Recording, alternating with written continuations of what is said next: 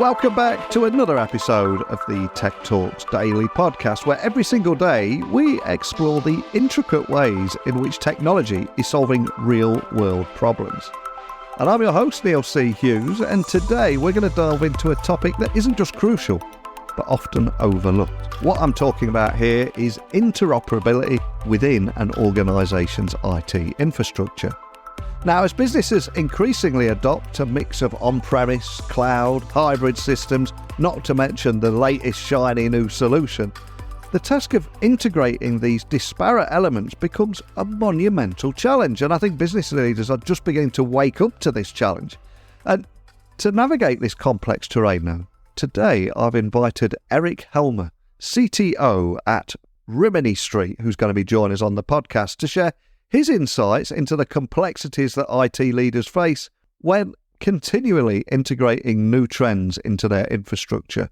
From hidden costs to compliance and beyond, we're going to dissect it all and learn more about how organisations can build a more cohesive, interoperable technological framework.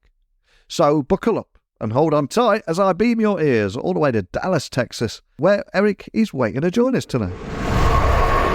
So a massive warm welcome to the show, Eric. Can you tell everyone listening a little about who you are and what you do?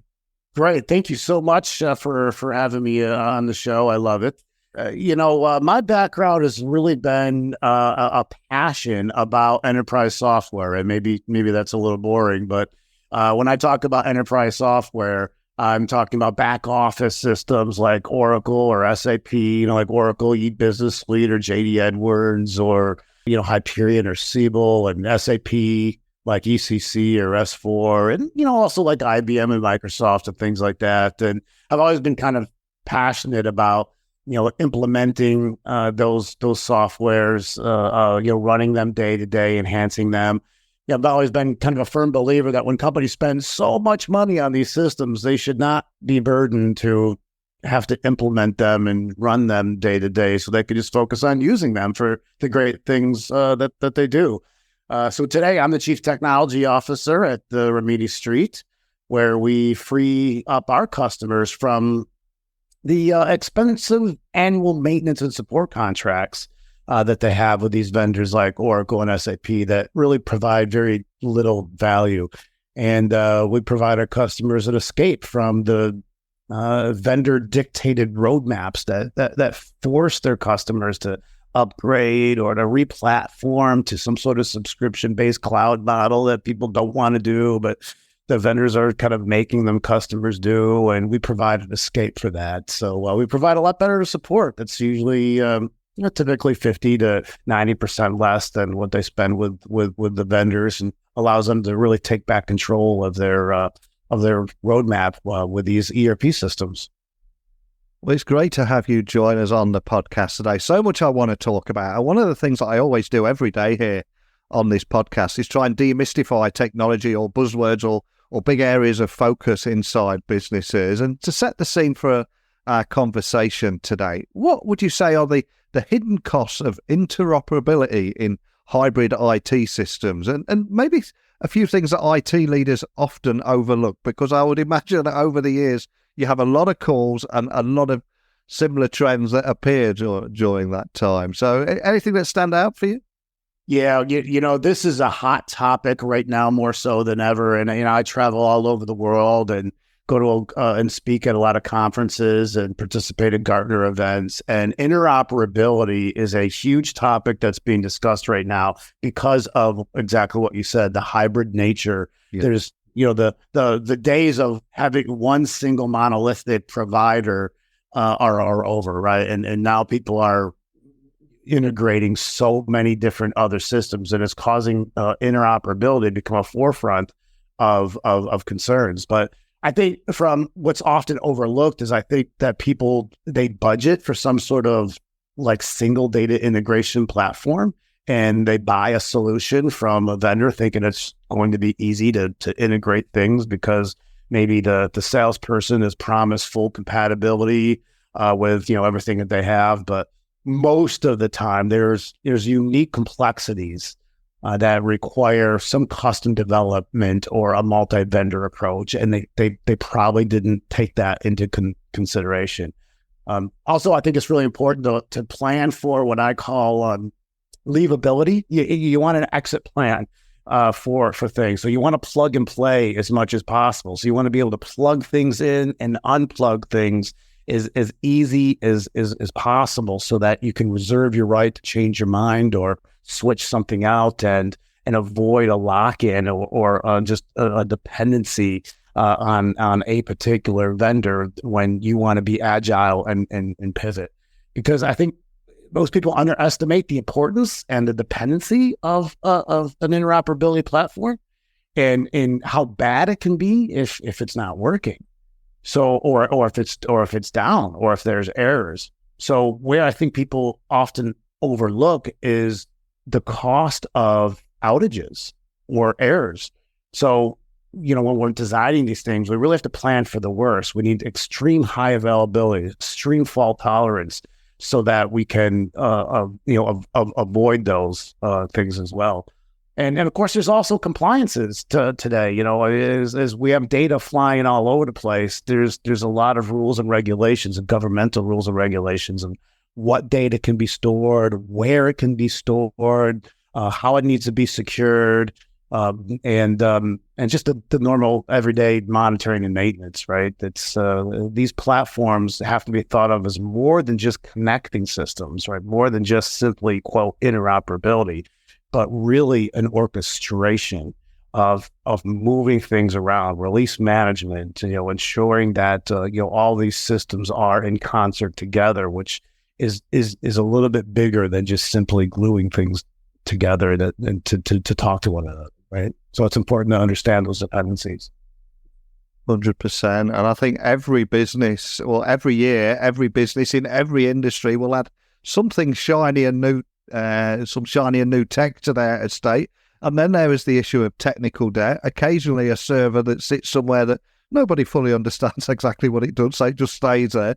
So I'm curious, how do you approach the problem of things like siloed technologies, and what unique solutions do you offer to maybe break down these barriers? Because again, such a hot topic right now. It's a hot topic, but at Rimini Street, we specialize in ERP platforms. So that's where we're going to focus on interoperability with these large ERP platforms, right? And we have various solutions and methodologies that allow our customers to integrate even the oldest ERP platforms with modern adjacent technologies. And our whole idea is to make these things work without the need to have our customers upgrade the ERP itself, right? Because these are very expensive and disruptive ERPs. So if customers cannot have to go through those upgrades simply for compatibility and interoperability, that's where we zero in. So we have a suite of products that we call Rimini Connect.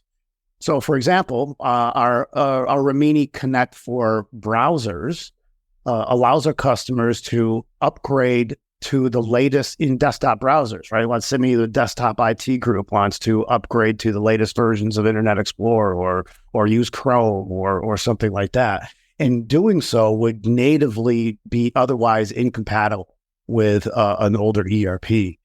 And that may think that people would need to have to upgrade their ERP because IT wants the latest and greatest of the browsers. So we've created solutions to allow our customers the freedom to use even the most modern browsers, and we make sure that works, even though natively it wouldn't, right? So these are patented solutions, right? So they can move to modern browsers like Chrome. That didn't even exist when that ERP was created, right? And no code changes are going to be needed in the ERP. And we have similar solutions with allowing customers the freedom to upgrade operating systems and Java versions and use modern security protocols and authentication mechanisms and all that as well. So it's really important to be able to make interoperability the center point of our solutions, so that customers can feel that they are in a safe place and they're future-proofed for quite some time to be able to run whatever version that they want without the forced upgrades and still be able to modernize everything around. And business leaders and multiple stakeholders across a business are always fascinated by emerging technology trends such as AI, machine learning, IoT, blockchain, etc. Then they come to the tech department, and obviously there's a lot of different problems that can raise. So how do you recommend IT leaders evaluate these for interoperability with existing systems? Because IT have had a reputation for saying no too many times. That's no longer a satisfactory answer, and something needs to be done here, right? Something has to be done, and it's super exciting, and it's a little scary. Yeah. But it's important to realize, these things change so often. And it's kind of almost every week or every month. There's something new. There's a new take on it. There's privacy issues and all that. And at the same time, there's more and more things that are talking with one another as well. So as this landscape is changing, there's more and more things that are talking to each other. But just because things can talk to one another doesn't necessarily mean that they should.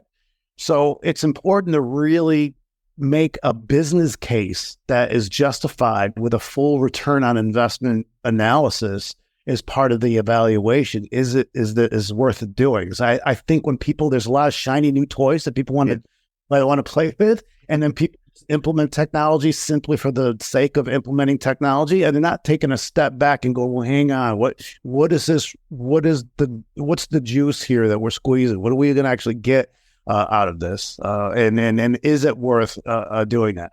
The other thing I'd say is not to boil the ocean. You don't come in with this full AI or IoT or blockchain thing and say, okay, we're going to slap this across the entire organization, and we're going to do a 3-year project to do that. The landscape is changing way too much. So my advice would be, start small, get quick wins, prove out proof of concepts.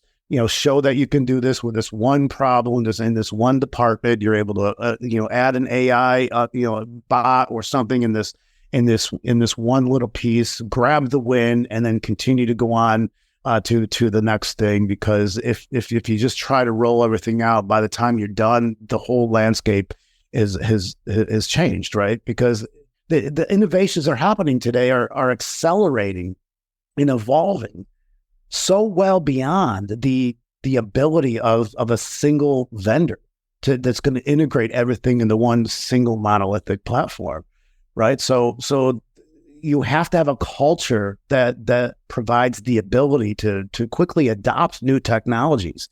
Then that's critical to being competitive, right? And I think the businesses that don't recognize that and respond for the need of rapid adoption to new things in this kind of chaotic nature, I think are at a higher risk of failure.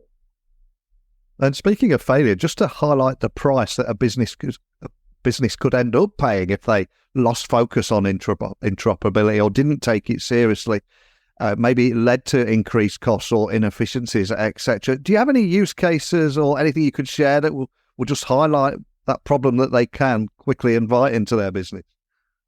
One thing, one of the recent things that's come up is, some ERP customers, this is pretty common in the world of Oracle EBS. They use Microsoft email for end user authentication to log into the system. It's fairly common. And Microsoft announced way ahead of time that they're going to change their old kind of username password authentication methodology and it's going to be replaced with more of an encrypted certificate model instead. And they announced it like a year ago. I mean, everyone knew this was coming, but sometimes people weren't focused on that interoperability. And eventually, Microsoft, as planned, switched it on the date and to this new authentication method. But all of a sudden now that would not work because that technology didn't exist with older ERPs, and instantly the ERPs are broken because no one could log in. Yeah. Right. So this was a big problem for those that had that lack of focus, and there was a mad scramble to figure out the solution. But this particular situation was a genesis of what we call our Rimini Street Connect for email, which is really a product that solves this issue, that translates the authentication mechanism from the old username password authentication methodology to the certificate model without the need to upgrade or change any code into the ERP. So again, that's where interoperability is just key to our focus. But one example of if you take your eye off the ball, all of a sudden one day you come into work and nothing's working. And I'm curious, how have you seen compliance and security considerations impacting interoperability, and any tips or advice on how IT leaders should better navigate this increasingly complex landscape? Well, compliance is one of the biggest topics that I'm hearing of right now, because here's the problem. The problem is that the world's getting smaller, right? And the systems are talking to one another on a global scale. Okay, so that's good, but it also creates problems because now because people are getting concerned, consumers are getting concerned, governments are getting concerned, and there's increasingly strict governmental regulations on data, especially personally identifiable information around where data can be stored, what data can be stored, various encryption standards and security regulations that are needed, which is causing a lot of complexity, because I think traditionally people just want to take all their data and put it in one central location so they could make a big data lake and throw a reporting solution on top of it. But these compliances are providing complexity. They're not really allowing people to do that and have to take a little bit more of a creative approach, right? And as there's more and more systems that talk to one another, especially on a global scale, it increasingly increases our cyber attack surface, right? Because every time you add a new source or destination, that's just yet another cyber attack surface that's now added to the mix. So, comprehensive security model has to be in the DNA of everything, and we have to assume the bad guys are everywhere, right? And it's not a design and deploy once model. It's not say, well, here's our security standards, here's our model, we'll deploy it and we're done. It has to be continuous monitoring. It's got to be with full-time resources dedicated to continuous monitoring the adherence to these compliances and vulnerability testing and security scans and all of that. So there's a lot of complexity that comes with this great flexibility of interoperability, but I think it's worth it. It's just you have to do it carefully. And there also seems to be more and more conversations appearing at the moment about the role of open standards in facilitating interoperability. So can you expand on that, and also how you see that trend evolving in the near future too? Oh yeah, so open standards are extremely important. Especially in the world of interoperability, because if not, it would just be way too complex to get things to intercommunicate. Right? Open standards establish a common set of rules and standards and protocols, and the big advantage here is that it makes the playing field more level across the vendors.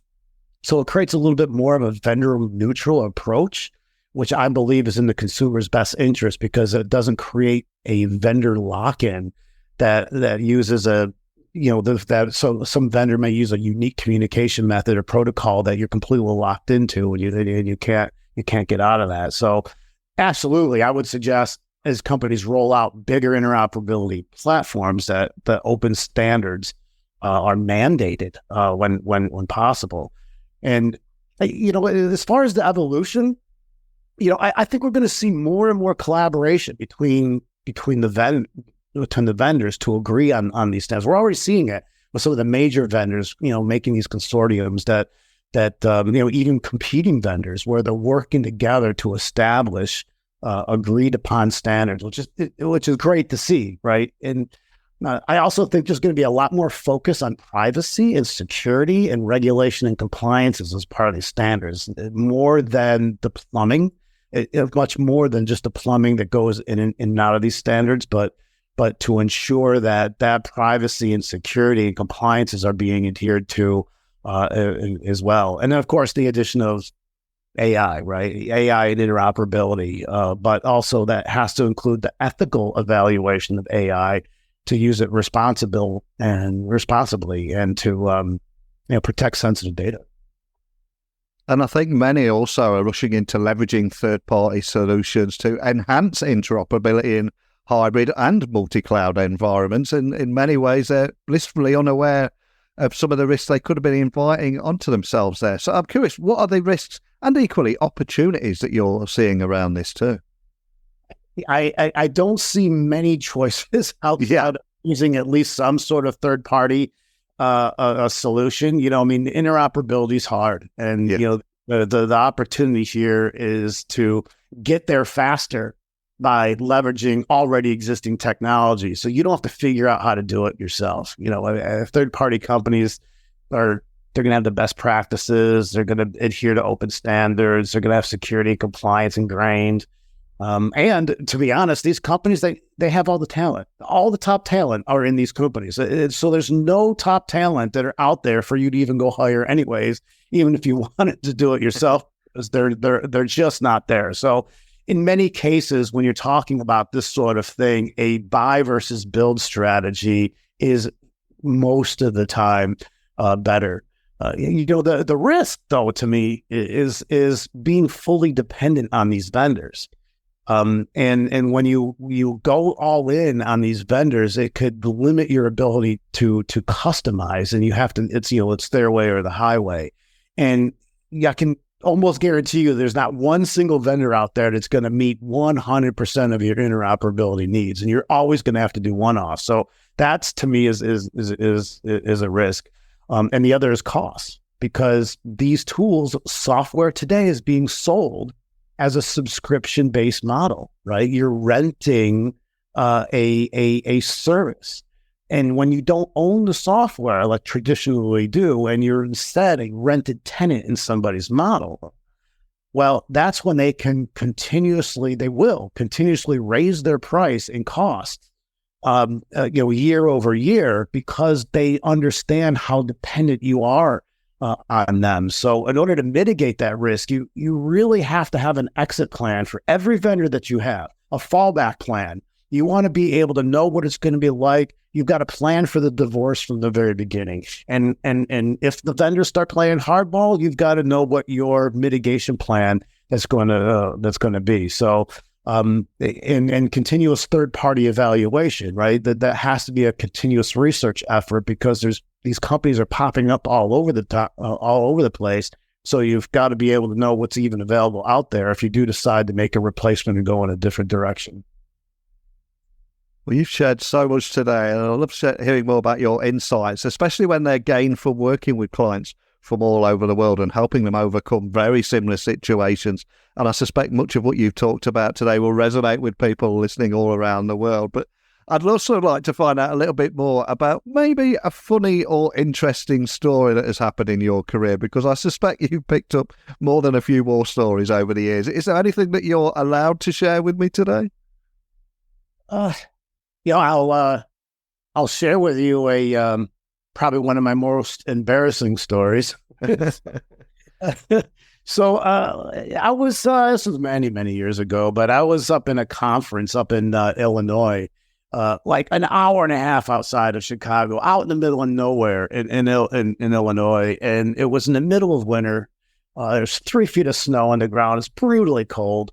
And I had on one of those trench coats, like petticoats, that you'd put on over a suit, and they had a coat area. So I hung up my coat, and I went to the conference and did my thing, no big deal. And I had to fly to go directly from Chicago to Seattle that night to visit a customer.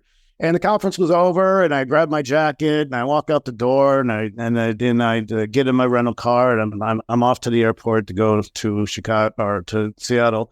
I finally get to Seattle, and I'm starving, so I'm trying to go find a place to eat. So I grab my coat, I throw it on, I start walking down the street to find a local restaurant to go to, and I reach into my pocket and I pull out car keys. and they're not my car keys. And I just realized I have just taken somebody else's jacket and stranded them there 2 hours outside of where they live in the dead of winter in Chicago, and I'm mortified, and I have no idea what to do. So I spent that night and the rest of the day trying to call the conference organizers and trying to figure out who the owner is of this jacket, because I just had to create pure hell for this person. Yeah.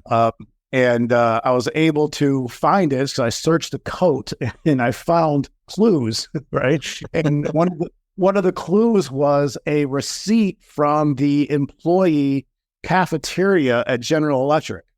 So I was like, okay. So the guy works at General Electric. Okay, so that narrows it down. So we're looking through the roster of the list of the attendees, and we're able to finally get in touch with them. And I'm just apologizing profusely, and I overnight this.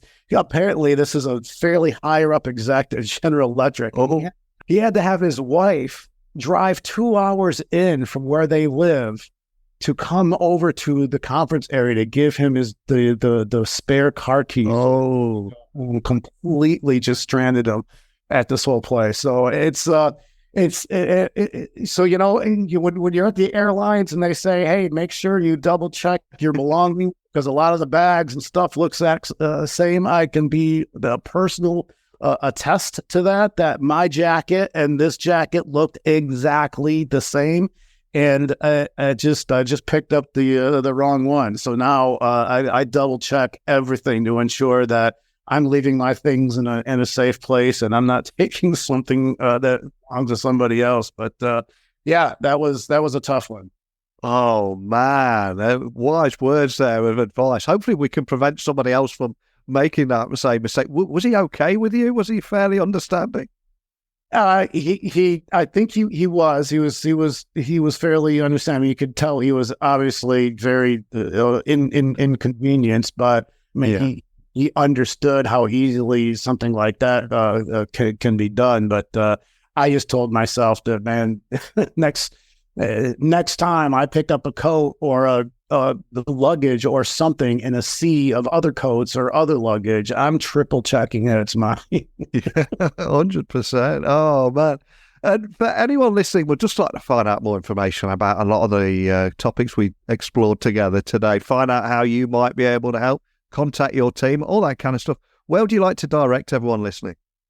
You know, a great place to take a look at the advantages of third-party support and how you can get so much better of a support experience for 50 to 90% off, and not be dragged into a forced roadmap or upgrades or replatforms. RiminiStreet.com is really a great place to go. There's some great resources in there, and success stories and case studies and how it works. And there's a contact us button on there if you want to talk to somebody and shoot the breeze and see what a day in the life would be under Rimini Street support. And it's something definitely to consider, because the next evolution of these ERPs are going to be so expensive and so disruptive. You know, we're talking average of 3 years, $30 million to do these cloud migrations that just to have the same, similar, or less functionality in which you started. It's just a hard pill to swallow for a lot of folks. So you're ready to break free from that mandated path. It's a really great place to start a conversation. Fantastic. Well, I'll have the links to the show notes so people can find you nice and easily. But just love talking about the key complexities that every IT leader is facing from the continual integration of the new next trend into their infrastructure, that new shiny technology, but also shedding light on just how crucial interoperability is within org's technological framework, and digging into some of the strategies that businesses can better adopt to ultimately ensure a comprehensive understanding of otherwise siloed technologies. So much gold in there, and also hopefully nobody's going to take the wrong coat by accident on a trip to a conference. But more than anything, just thank you for sharing everything with me today, Eric. Thank you so much, Neil. Appreciate it. So a big thank you to Eric for joining the discussion today and talking about the nuances of interoperability within an organisation's IT infrastructure, from the hidden costs and challenges in hybrid systems to evaluating emerging technologies. I think Eric illuminated areas often shrouded in complexity, and as you've heard, interoperability isn't just about connecting systems. It's almost an orchestration of managing disparate elements cohesively. And for anybody listening that wants to dive a little bit deeper into this topic, maybe you've thought that there was something that we missed in our conversation today, and you've got something you'd like to add to that conversation. Please email me, techblogwriter@outlook.com. Connect with me on Twitter, LinkedIn, Instagram, all the usual places. Just look for Neil C. Hughes. And remember, the essence of a well-functioning IT landscape lies in that interoperability that we've discussed today. So let's not make it an afterthought in strategic planning. As always, let me know your thoughts. Unfortunately, though, we're out of time for today's episode, so thank you for joining me here on Tech Talks Daily. I'm your host, Neil, reminding you to question the status quo continually, seek a comprehensive understanding of your technological ecosystem, and let me know your thoughts. So thank you for listening as always, and until next time, don't be a stranger.